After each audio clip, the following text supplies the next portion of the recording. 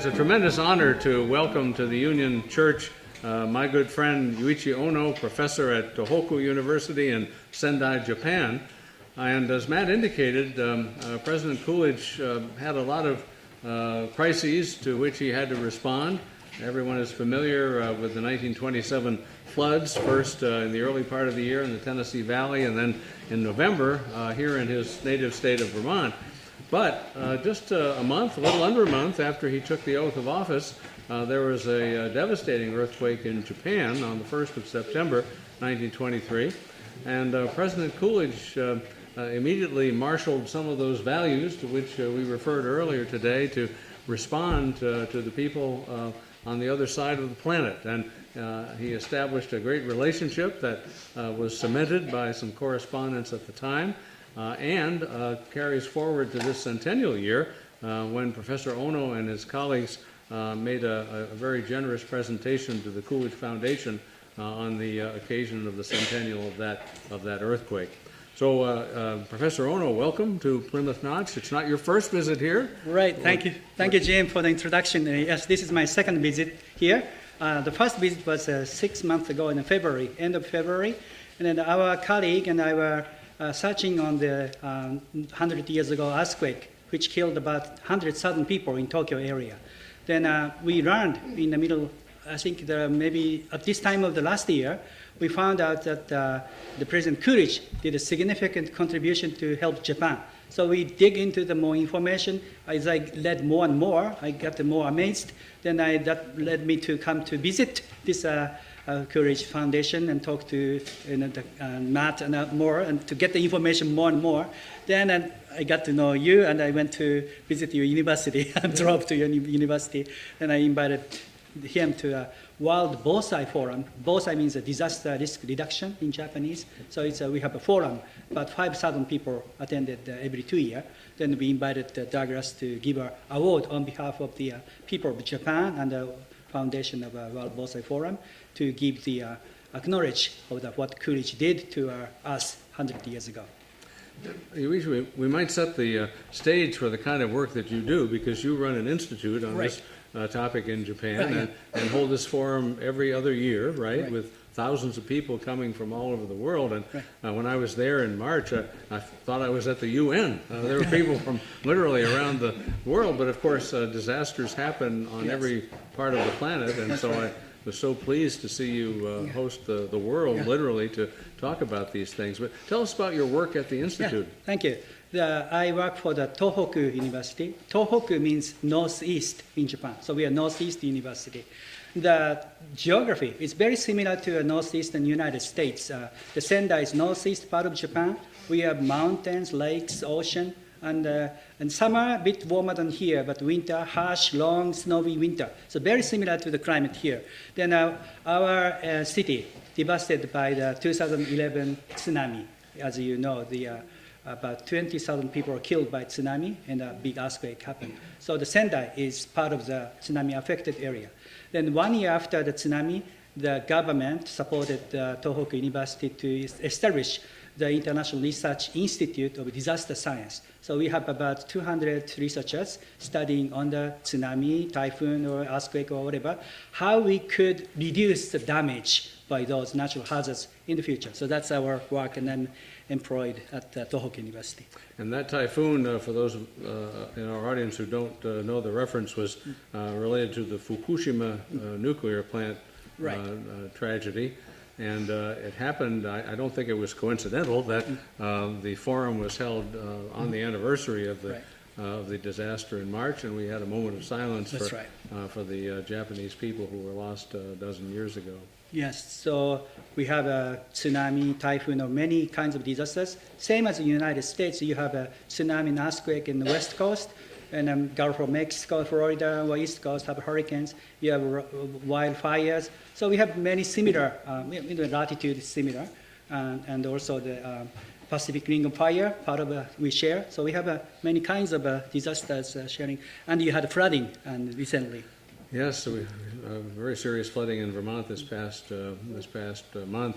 And what impressed me, Yuichi, was that you arranged an opportunity for some of us from other countries to visit the area that was affected by the typhoon and to see the response that the local and regional government has made to build up the berms along the coastline, to raise buildings so that they're higher above the floodplain, and try to better prepare for what might happen in the future. Yeah, there's no perfect way to protect peoples and properties from natural hazards. Some of them are exceeding our knowledge and the information. But we try our best to make it safer, and we are working together with the community and government, and we want to share this experience with other countries who gave also lots of donation to Japan and to 2011, including the United States. And one of the operations the United States supported Japan was using this your military for the Tomodachi operation.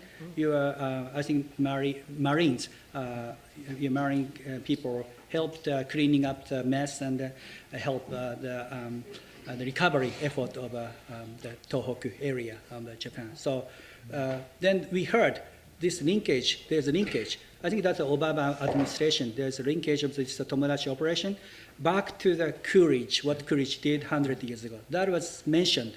So I just got interested in this story. That's why I dig into this. Well, we're glad you reached out. And let's talk about the great earthquake of 1923. Tell us what happened and where and how President Coolidge responded. Right. So it happened September 1st of 1923. The earthquake hit directly under the Tokyo. Epicenter was in Tokyo area. And it caused a big earthquake. The shaking, and caused many fires, great fire. About 100,000 people were killed, but most of them were killed by fire. About 80,000 people were killed by the fire. And the Japanese houses are made of woods and many burnable, easy to burn materials. So the fire spread very quickly. And unfortunately, just before this earthquake, there was a typhoon, the strong wind, the hurricane. That is very windy condition. The fire spread very rapidly. So that killed 80,000 people. And the rest of the people were killed by being under the collapsed buildings. And many of the modern Japanese buildings, not just the traditional one, modern ones are brick buildings. And brick buildings are very strong against wind, but not for the earthquake. So the many people, including many diplomats from other countries, Europeans, Americans, they get victimized by being under this brick building collapsed one in Yokohama area. So the Tokyo, Yokohama, the biggest cities in Japan were affected, and 100,000 people were killed. And some of them were killed by also tsunami. The tsunami could reach to the southern part of the Yokohama area. So some people were killed by tsunami. So the impact was huge. Then immediately after this big disaster, the telegram was operated at the time already. Then through Tokyo to Fukushima to U.S., there was a telegram reached to the, I think, President Coolidge. Then he immediately reacted. So my question was, how come so quickly that President Coolidge decided to help Japan? That was a big question I had, and pursued this question. And his first act, as I understand it, I was going to say as I recall, but as I understand it, was to dispatch the Pacific Fleet to render whatever assistance they might be able to. But then he started a very significant fundraising effort. Yes, that's right. So that was in a document. We are finding our document in Japanese, and also there are English newspapers and documents in here. So we are trying to read both sides and what happened. Then in the funding, right, President Coolidge didn't use the federal money, tax money, to help Japan. Rather, he called for the American people to raise funding through the American Red Cross. Then that was received by the Japanese Red Cross or government. We are not sure exactly where, so we are searching on what happened in Japan, how much of the money was used for what. But I heard from the historian here, Professor Kawauchi told me that the first targeted amount of the money raised was $100,000. But it soon exceeded. Then again, the Coolidge, I think, called for $5 million. Then later, it was exceeded. Then eventually, I think, $12 million. Not current $12 million. 100 years ago, so much money was provided to Japan as a relief to the help of people of Japan. Which I don't know what the inflator is, but that's quite a lot of money a century later, and a very generous effort on the part of the American people. And of course, as our students certainly know, that's consistent with President Coolidge's view of the role of the federal government and how it ought to respond to domestic crises as well. He didn't want to provide federal help to the flooding in 1927, although there was a little in the end, but wanted it to be a function of state and local government and charity. So this was consistent with his philosophy. But I guess what I take from this, Yuichi, is that first of all, there was tremendous immediate presidential leadership in response to a crisis on the other side of the world, and he had some very generous comments about the Japanese people and how, as we've discussed in other contexts today, how we're all one human race, and we want to help our friends in distress. Yes. So I asked Matt and you and Tracy and other people here in the foundation, the Rejoice and jury from Massachusetts Forbes Library, why Coolidge did such support immediately without hesitation. And there are some theories I jot down. The one is perhaps humanity maybe coming from Christianity and generosity, and also this environment of Vermont as very similar to the Tohoku, our places. And I understand Silent Cal. And Tohoku people are very silent as well. I'm not Tohoku area, so I speak too much. But generally speaking, people don't speak too much, but they are very thinking and very well determined. Once they determine to do something, they do it. So that's so I think the President Coolidge, some similarity was here. Not try to get a spotlight, but do things once he made a decision. Then also, we found that diplomatic relation with Japan at the time. Well, in the West Coast, California, there's immigrants coming from Japan are increasing, and there's some tension between the two countries. But Coolidge had to sign on this 1924, this immigration law, and with some regret and so on. But still, he provided such generous support to Japan. Then we found out that in 1906, there was a big earthquake in San Francisco, and that many people were killed. Then at that time, I didn't know until last year, but Japan, I think it was the government, donated 0.1% of GDP of Japan to help San Francisco. I didn't know that. But that's such helping each other spirit was already there. Then I'm aware maybe President Coolidge may have been aware of that event, or there's a John Manjiro thing. I knew John Manjiro's story, but not much. But through your colleagues, through the President Coolidge, knowing the John Manjiro story, that the friendship between Japan and U.S., even the 19th century was there. So that may be some of the background to have a friendship or the trust, maybe try to get the countries being together. There are some other factors, but... Well, it's a wonderful response, obviously, at a very timely time, and we're sorry that relations weren't cemented by that very gracious gesture in 1923. But the response from Japan to the President's generosity was quite substantial, too. Tell us about that. Yes. First of all, I heard after Coolidge, I think, resigned from the President, there are several Japanese women with a kimono toured all over the United States. Lastly, I came to this town, Northampton. Then I think those girls are from New York took a train to Northampton to say thank you to President Coolidge and wife. And it's a video footage you showed us. I didn't know. And that was so that is one action. But there are several others, including those letters coming from the students from a student association in Japan. And there are 900 letters. Yeah. Maybe you could tell us. Well, these are bound volumes of 900 letters from Japanese school children addressed to President Coolidge, thanking him for his leadership and generosity following the 1923 earthquake. And what impressed Matt and me when I looked at these is that, well, frankly, their penmanship is better than a lot of American school children in English. and their grammar is perfect as well. But as you can see, it's a very substantial response by school children, and this, as Professor Ono said, was after the president had left office that they wrote and presented these letters to him. They're obviously valuable relics. That's why Matt's using his white gloves. But we'd certainly welcome all of you to take a look after we finish our conversation. Just don't use your hands to turn the pages. Let Matt do that. But we hope you'll take an opportunity to do so. And I just find out that I thought before, I heard about this existence of letters, but I thought it was coming from the elementary school students or junior high level. But I read it just now, 10 minutes ago.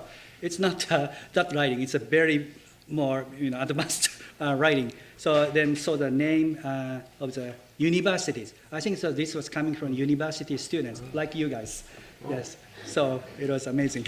Yeah, not young children. Yeah, I see. Yeah. Well, that's wonderful. And so as a further evidence of Japan's friendship with the United States and recognition of President Coolidge's leadership, Yuichi invited the Coolidge Foundation to participate in the World Bosai Forum earlier this year, and I was honored to travel to Sendai and represent the Coolidge Foundation at that event.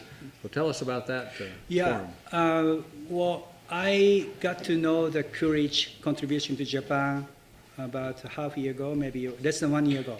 So many Japanese are forgetting about this contribution. Then we found out that this was significant. As I read more and more, it is big. And then I came here in February. Then I learned also the visiting this library and museum. Then knowing that his personality, what he did. So I searched it and I learned even today or yesterday some of the information shared, but very humanistic for the 100 years ago, as a 100 years ago president, for the, well, of course, freedom and basic things, but the generosity or this human right to the African Americans, indigenous people, Indians, and women's board, and so on. Very advanced at the time, 100 years ago, liberal president. So that would maybe lead to the support of Japan, whether Japan is U.S. or not. It doesn't matter. For the people suffering, he was able to contribute his goodwill to support. So that was forgotten items. I guess this is not were shared in the United States as well. So we should raise this issue and to the public. And today, I think the NHK, the National Japanese Broadcast Company, is also here. Then we want to share this information to all over Japan. That's why I invited them. But in coming back to the World Bosai Forum, yes. So it was to remember what Coolidge did to the Japanese audience, Japanese people, for the disaster-related people. But I want to share this with more, including that letters to the public, to remember what happened, but not just to remember, but for the future. We will have big disasters again. Your West Coast is kind of waiting for a large disaster, earthquake, which happened in 1700, but it's been quiet. It could happen anytime, the big disaster, big earthquake, which caused a tremendous tsunami, and sooner or later. So then Tokyo will be hit by another earthquake again, maybe 50 years later or 100 years later. It's an earthquake, it's a hundreds of years return period. It will happen. So if that happens, how can Japan could be survived if Tokyo is devastated again, or the San Francisco, or the Seattle, or all those cities? So we want to help each other for the future when something happened, to keep our bound together for the future.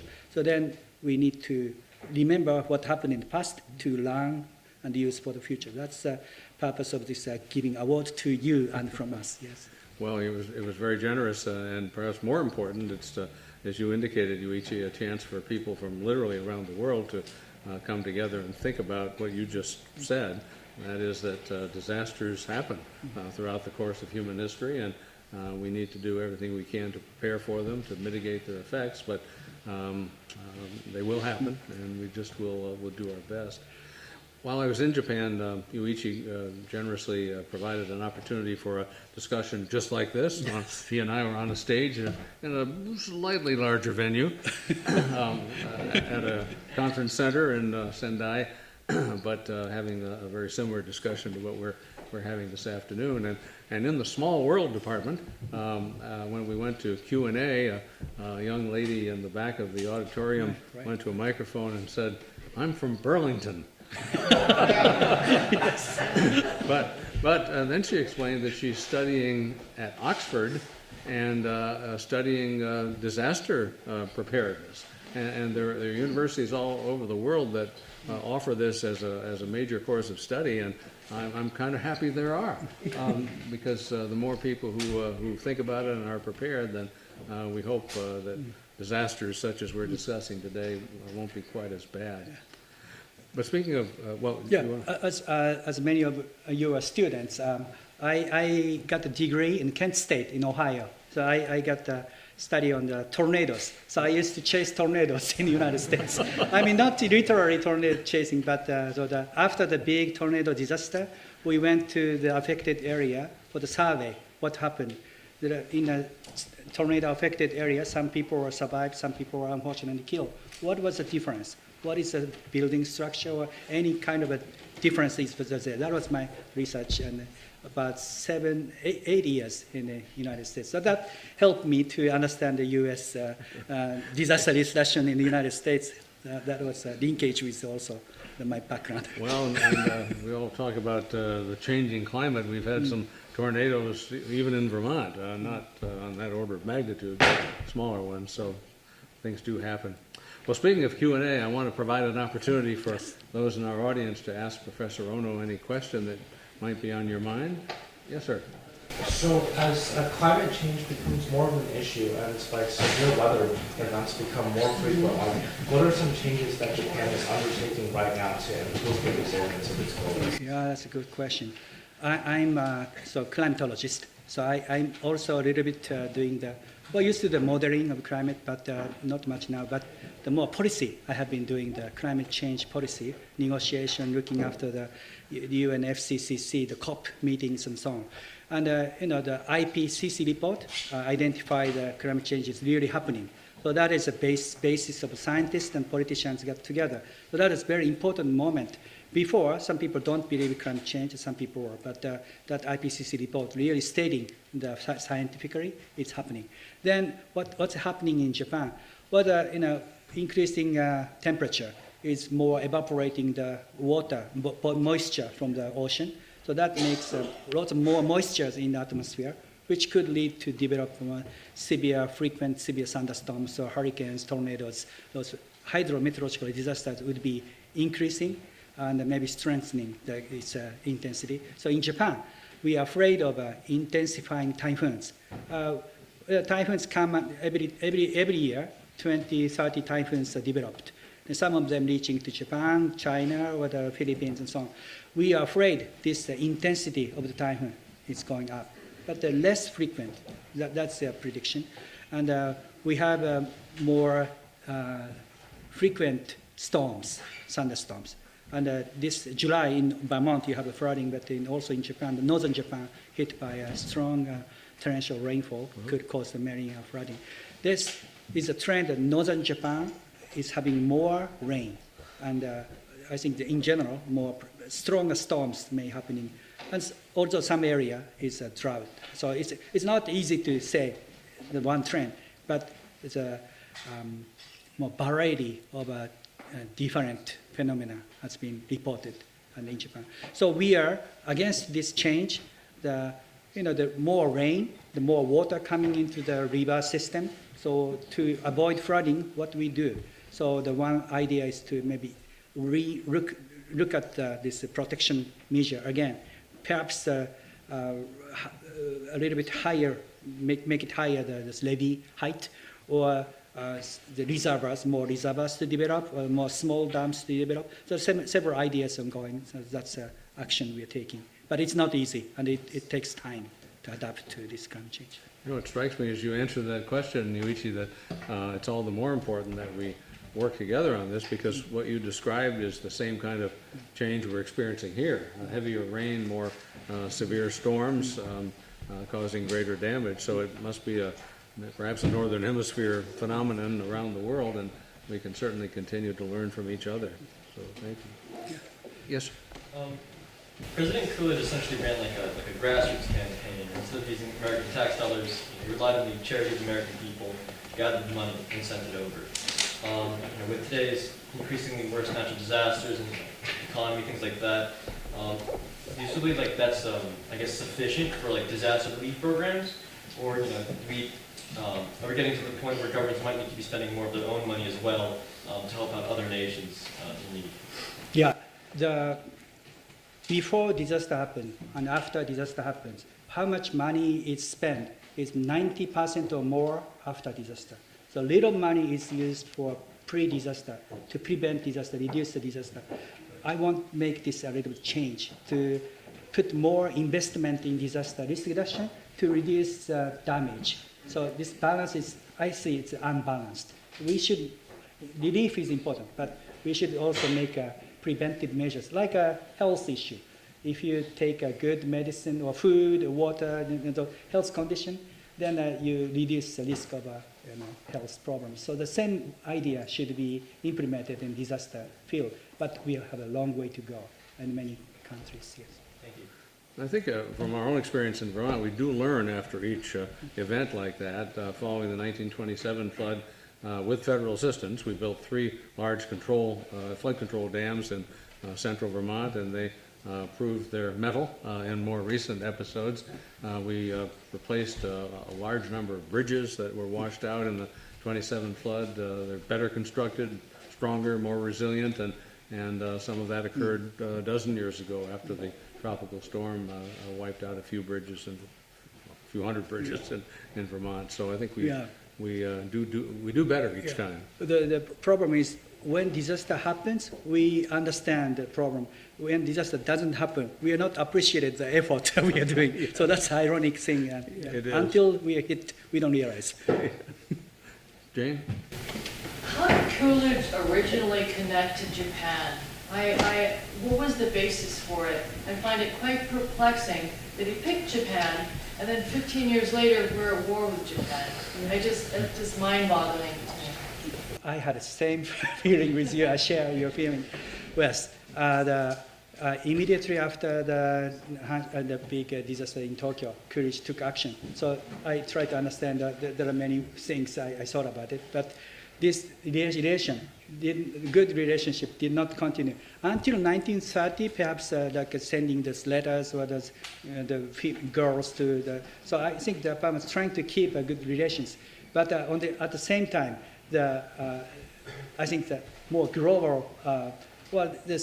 Both U.S. and Japan, it was clear that we wanted to take advantage of China and Korea and those new area. So the Russians are coming. So the more international context, I think the countries are competing each other and try to get good benefit of it. So that led to the co-region. That's a diplomatic sort of political way.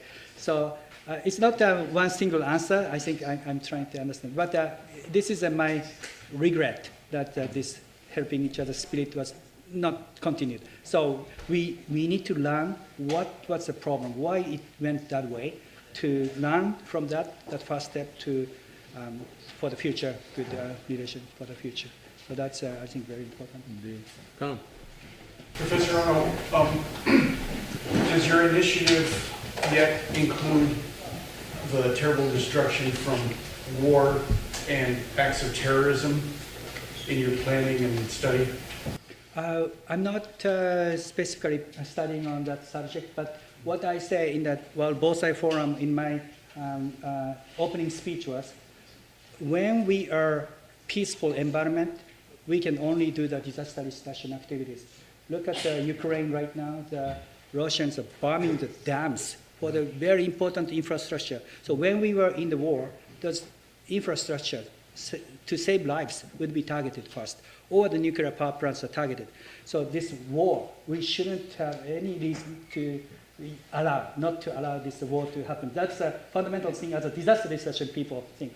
When disaster happens, not just those things, but the amount of a budget will go to the military purposes. So during the World War II, I have to ask the historians, but maybe more than 50% of our budget, national budget, was used for the military purposes. That means very few amount of money used for education, peace, for the disaster discussion and so on. So the wartime is worst time for the disaster discussion. That's what I teach students, importance about peace, making a peace. Yes. I know that President Coolidge had like a connection with Japan, but would you say the same is true for President Harding, like before? I'm not so much aware of the President Harding. I know he's from Ohio, where I studied, but I have less knowledge about Harding. I'm sorry. Maybe you know better. I don't. We'll work up an essay on that topic. Yes. So I noticed that you said that Coolidge sort of rather enthusiastically responded to assist the Japanese people. I think you said that he proposed maybe dispatching the Pacific Fleet to help. Was this sort of a unique event in Coolidge's presidency, or was this more of a broader pattern of humanitarian policy? I think before 1906, there was a big earthquake in Italy. What was the name of the Italian earthquake? I forgot. But the United States responded to the help Italy from the earthquake humanitarian actions. So it was not the first time the United States helped other countries for disaster reduction, for the recovery from disaster humanitarian affairs. That becoming the trend. But that 19th century might have been the first time, and maybe U.S. or Japan did similar thing. But coming back to 1923, it was not only the United States to help Japan, and I think there are about 40 or 50 independent nations at the time all over the world. Almost all over the countries are giving a donation, even small amount, to Japan.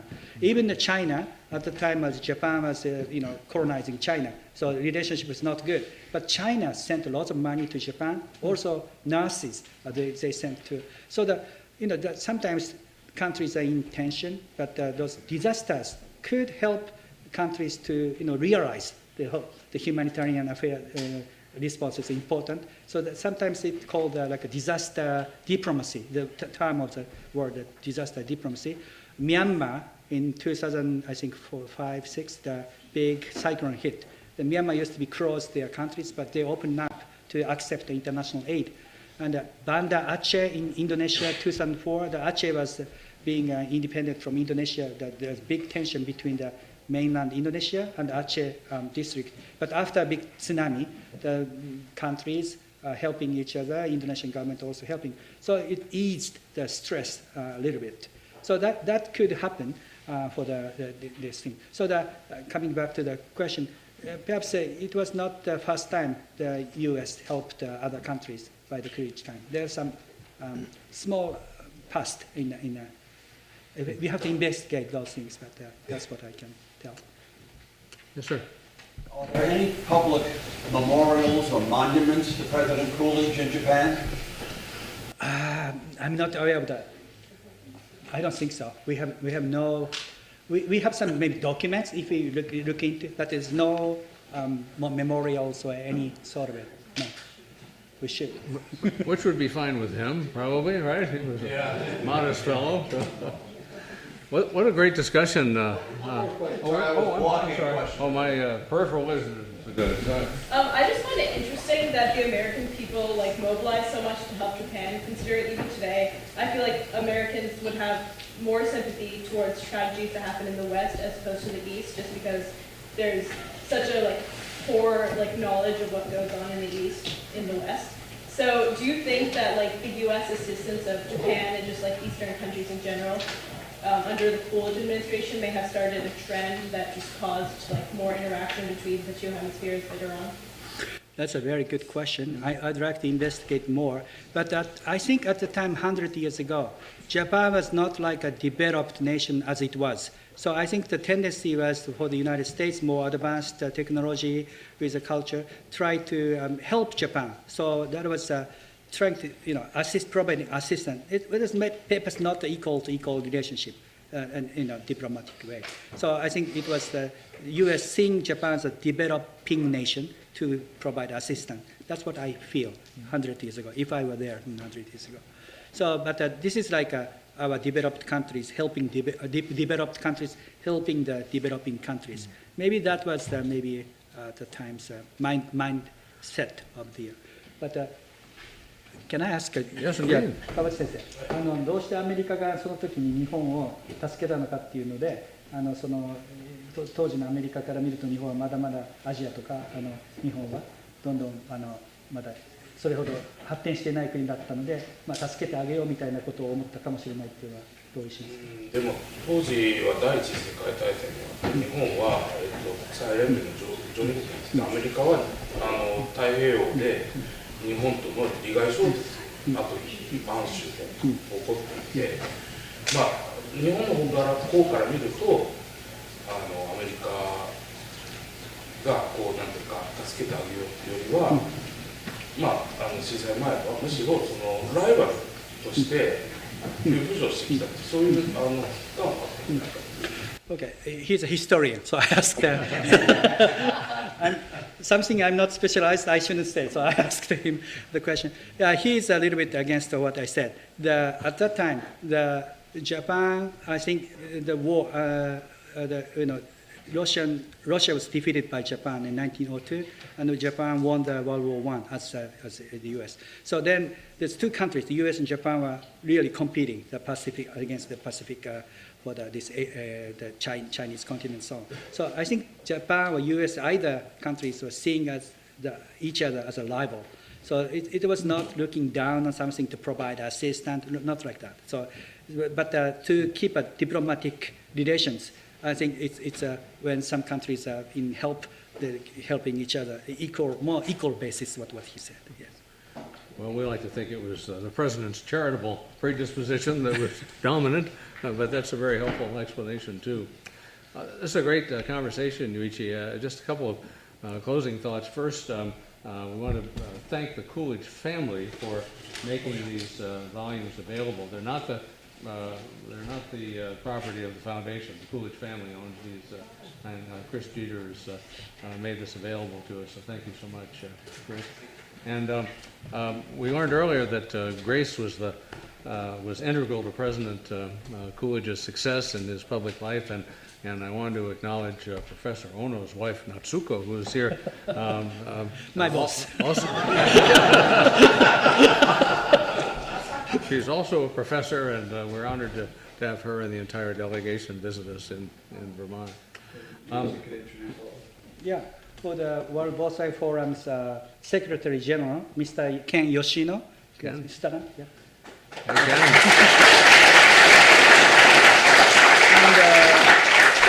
And the Soraya Ono is working for Yoshino and the World Bonsai Forum Foundation as well. Yeah, good. And Professor Kawauchi, the historian. Yes.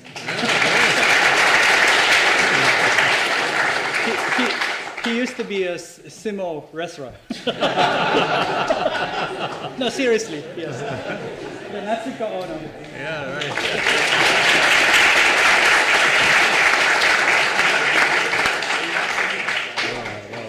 Well, let's thank Professor Ono for his time this afternoon. Thank you.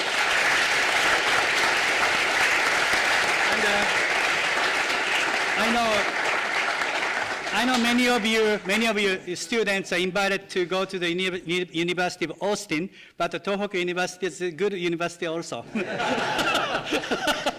can attest to that. Thank you.